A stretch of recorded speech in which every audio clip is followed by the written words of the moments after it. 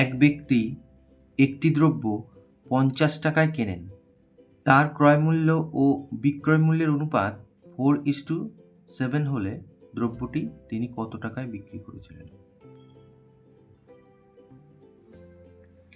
তাহলে এখানে বলেছে যে ব্যক্তিটির দ্রব্যটা কেনার দাম ছিল 50 টাকা। তাহলে অঙ্কটা আসলে সোজা অঙ্ক। তাহলে ক্রয় মূল্য যদি 4 টাকা হয় তাহলে বিক্রয় মূল্য তার 7 টাকা। তাহলে সেক্ষেত্রে 50 টাকা যদি ক্রয় মূল্য হয় তাহলে বিক্রয় মূল্য কত? তাহলে এইভাবে লিখলে হয়ে যাবে। আমরা দুরকমভাবে অঙ্কটা করব। প্রথম নিয়ম এইভাবে লিখি, ক্রয় মূল্য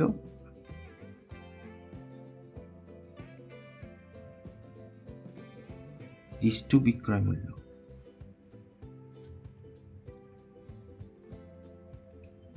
সমান সমান 4:7।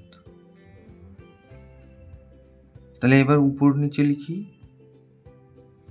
ক্রয় মূল্য উপরে লিখলাম আর নিচে লিখছি বিক্রয় মূল্য। তাহলে এটাও উপর নিচে লিখব। এবার ক্রয় মূল্যটা আমার বলে দেওয়া আছে, তাহলে সেখানে আমি লিখি 50 টাকা আর নিচে যেমনভাবে বিক্রয় মূল্য ছিল তেমনভাবে লিখতে হবে। তাহলে এইভাবে থাকলো। কোনাকুনি আমি গুণ করব। কোনাকুনি যদি গুণ করি তাহলে বিক্রয় মূল্য এখানে লিখলাম, তার সাথে গুণ করব 4 সমান সমান 50 গুণ 7। তাহলে এবার বিক্রয় মূল্যটা আমি এইভাবে রেখে দিলাম,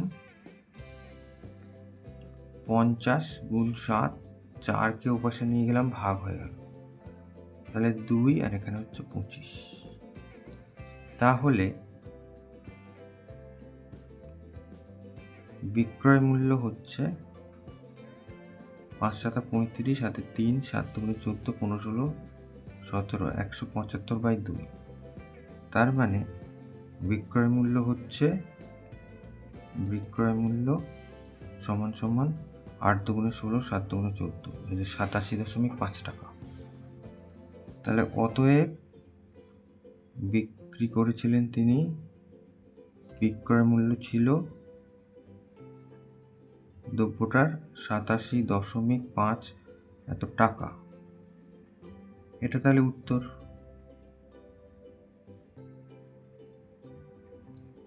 এইবার এটা আমরা অন্যরকমভাবে আরেকবার করি, অথবা যেহেতু অনুপাত 4:7, মনে করি ক্রয় মূল্য 4 টাকা, তাহলে অতএব বিক্রয় মূল্য হবে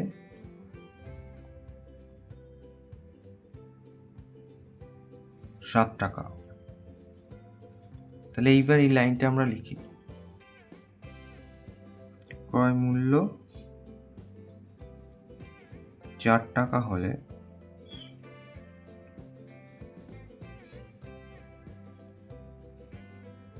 বিক্রয় মূল্য 7 টাকা, ক্রয় মূল্য 1 টাকা হলে বিক্রয় মূল্য 7-এর 4 টাকা, আর ক্রয় মূল্য বলেছিল 50 টাকা হলে বিক্রয় মূল্য 7 গুণ 50 তলায় 4। তাহলে সেক্ষেত্রেই একই হবে। তাহলে 5 7 35, হাতে 3, 7 2 14, 15 16 17, তাহলে 2 এত টাকা। তার মানে আমি পাচ্ছি 87.5 টাকা।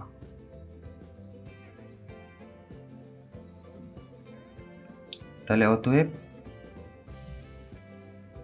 তিনি দ্রব্যটি এত টাকায় বিক্রি করেন। এটা তাহলে উত্তর।